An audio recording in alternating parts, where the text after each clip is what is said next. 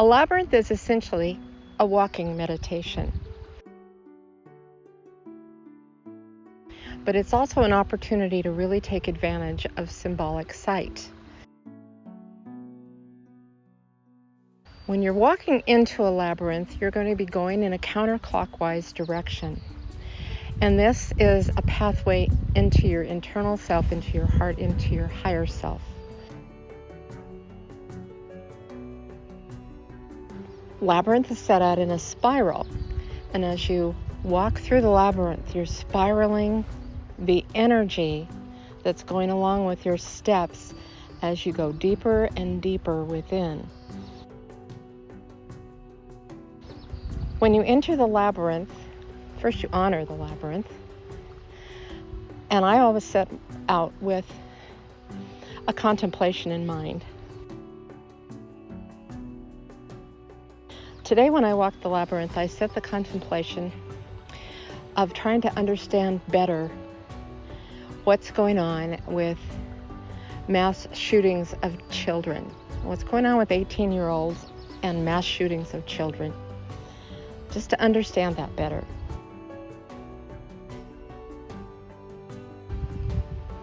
As I walked the labyrinth, several times I heard the really raucous call of a heron.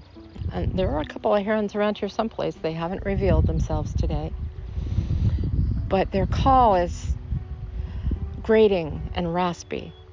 And what I read from that is that there are things that we can't see that are acting on this situation.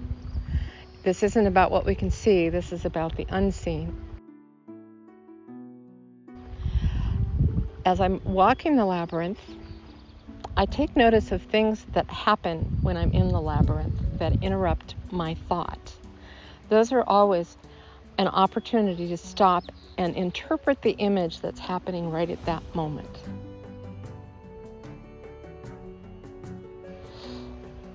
When you get to the center of the labyrinth, that's the place where you've gotten as deep as you can get, and you stop and you take stock of your message, and you leave your thoughts there, and then you turn around to exit the labyrinth, and now you're going in a clockwise direction, which means you're unwinding all of the energy that you brought into the labyrinth, and you're taking whatever you gleaned from the labyrinth and putting it back out into the world.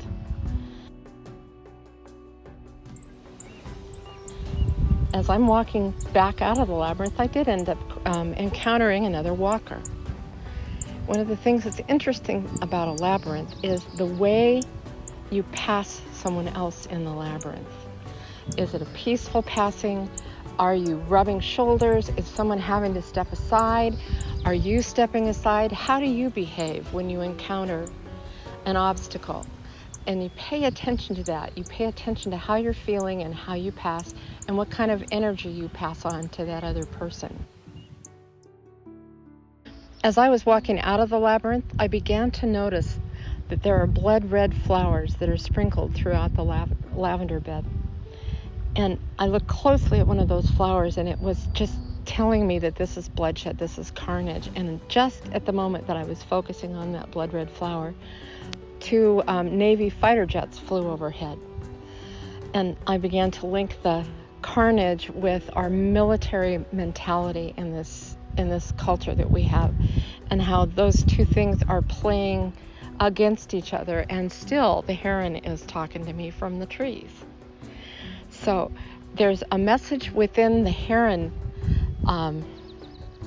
lore, and I'm going to have to go back and look up to see what the symbolic meaning of the heron is, because that is going to give me a whole nother layer of understanding what I've been seeing here today. So that's the nature of symbolic sight. You notice things, and then you say, why am I noticing this? And what symbolism does that have to the question that I'm asking myself today? What does that do to the way I walk my path on this particular day? And as you start looking for those symbols, you'll see them everywhere in your life. You'll see numbers repeated that mean something to you. 11s mean something to me. 1, 11, 111. That is a number of manifestation in my mind.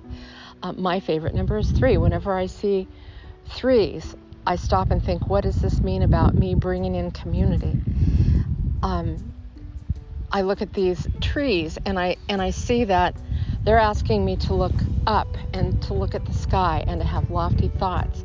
At one point, I stopped and I looked at the mountains that are across the sound from where this labyrinth is, and I realized that I need to take my sight way up high and look from the big picture perspective to understand the question that I brought into the labyrinth.